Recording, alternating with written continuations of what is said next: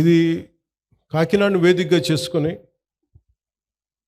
ఇది ఒక్క కాకినాడకి పరిమితం కాదు, ఎంటైర్ ఏపీ.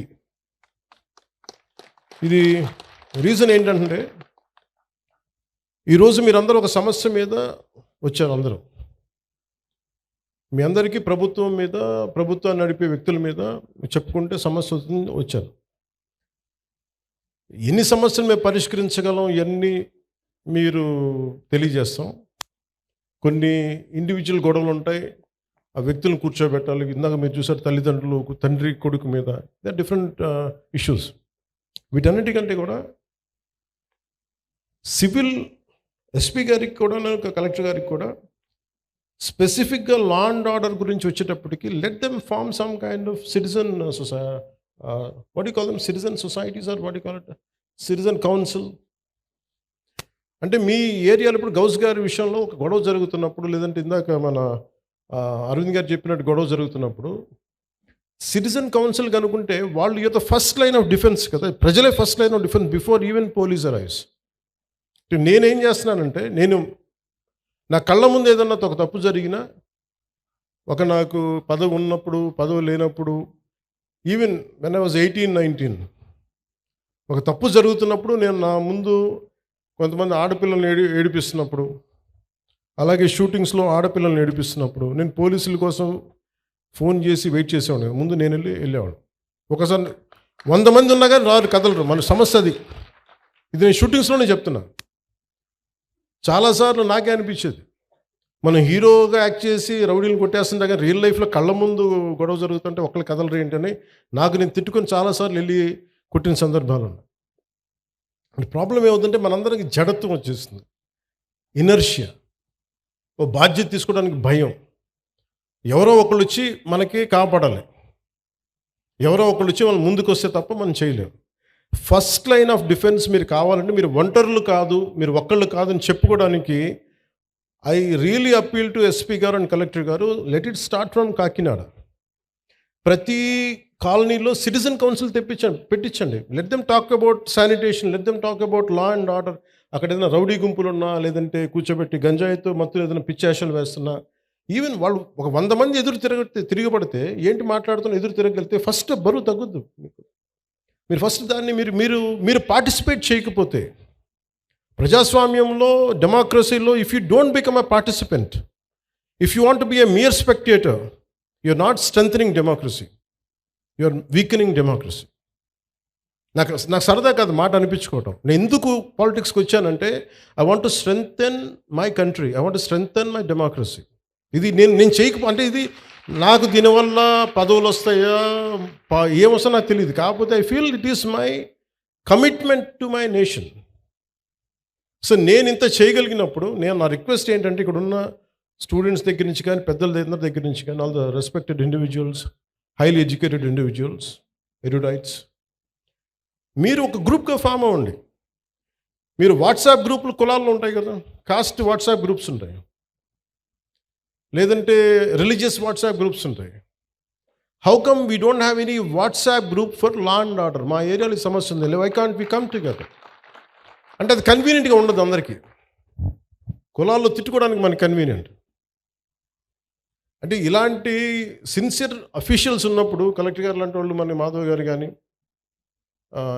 మన ఎస్పీ గారు కానీ, కలెక్టర్ గారు కానీ, వాళ్ళు నిజంగా చేయగలరు.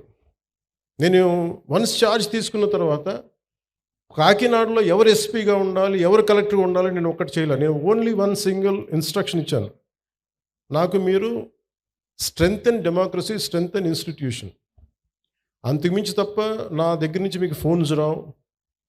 ఒకవేళ ఎవరైనా పట్టుకుంటే వాళ్ళని వదిలేయండి, అది including if it is there my party men, I don't encourage. Very clear కట్గా చెప్పాను. ఎందుకంటే నేను ఇన్స్టిట్యూషన్ని బలోపేతం చేయడానికి ఉన్నాను, బలహీనపరచడానికి లేను. అంతేగాని ఒక ఎమ్మెల్సీ వాళ్ళ డ్రైవర్ని చంపేస్తే వెళ్ళి అతనిలాగా వెళ్ళి జైలుకి వెళ్ళి చాలా బాగా చంపేసామని నేను చప్పట్లు కొట్టే వ్యక్తిని కాదు, నేను తాడు తీసి కూర్చోబెట్టే వ్యక్తిని. అంటే ఇవన్నీ నేను అలాంటి నాయకత్వం. అలాగే చిన్నపిల్లాడు తెలిసి తెలియని వయసులో ఒక 23 నేరాలు చేశాడు చిన్నపిల్లవాడు. కూర్చోబెట్టి ఏదో పాపం చిన్న ఆ పసి వయసులో బీరు బాటిల్ తీసి మెడకోసేసాడు. పాపం ఏదో కూర్చోబెట్టి అమర్నాథ్ గౌడ్ అనే అబ్బాయిని తెలుసు తెలియకుండా 14 ఏళ్ళ కుర్రోడిని వాళ్ళ అక్కని ఏడిపిస్తున్నారని చెప్పి ఆ 14 ఏళ్ళ అమర్నాథ్ గౌడ్ వచ్చి ఆ రౌడీలని ఎదుర్కొంటే పాపం కత్తితో పొడి చేశారు. చిన్నపిల్లలు తెలిసి తెలియకుండా పొడి చేశారు. ఇలాంటి చెప్పే నాయకుడిని కాదు నేను. మీరు ఇలాంటి వ్యక్తులను కనుక మీరు ఎంకరేజ్ చేస్తే, ఇలాంటి భావజాలాన్ని ఎంకరేజ్ చేస్తే భవిష్యత్తు మీకే ఊహించుకోలేని పరిస్థితుల్లో మీరు ఉండిపోతారు. నేను ఈరోజు మీకు ఎందుకు బలంగా చెప్తున్నానంటే you have to have a collective spirit. అన్ని పనులు అవ్వకపోయినా primary is law and order. Law and order బలంగా ఉంటేనే ఇప్పుడు మీరు కోరుకున్నట్టుగా కూర్చోబెట్టి ఏఐ కావచ్చు, పరిశ్రమలు కావచ్చు, రేపొద్దున ఏదైనా కాలేజీ సమస్యలు కావచ్చు, ఇవన్నీ కూడా సవ్యంగా ఉండాలంటే లా and order should be very strict and very strong. నేను హోమ్ మినిస్టర్ని కాదు, అది నా పరిధిలోకి రాదు. అది క్రిమినల్స్ తాలూకు అదృష్టం.